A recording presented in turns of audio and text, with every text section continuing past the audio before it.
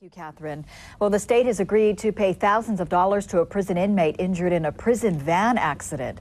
But despite the payment and thousands more in medical bills, the inmate's attorney says the state hasn't learned its lesson. KITV4's Daryl Huff has the story. Daryl?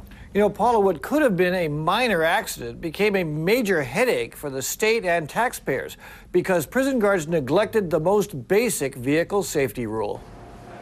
For obvious security reasons, detainees like these at District Court today are shackled hand and foot for transport, leaving them vulnerable to an accident. In 2007, suspected robber Scott Tenney and 6 other inmates were being transported in this van with the seat belts tied to the ceiling so inmates couldn't use them. This is for convenience of the guards. When they're transporting inmates to and from the prison, they're under a tight schedule. So when the van rear-ended a Mercedes on Dillingham Boulevard, Scott Tenney was thrown forward quite violently and then back. The police report says the Mercedes occupants were injured, but the guards told the ambulance crew that any injuries to the 7 detainees in the van would be attended to at OCCC.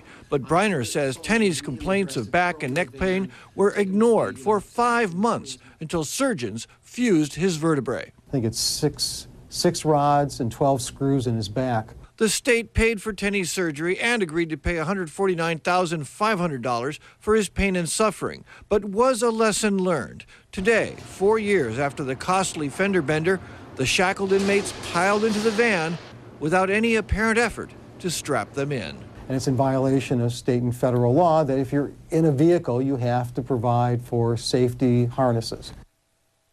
Public safety officials did not admit any wrongdoing in the settlement, which will require legislative approval. They say the inmates are supposed to be transported with seatbelts on. That's the law. Scott Tenney is still serving his 10-year sentence for robbery.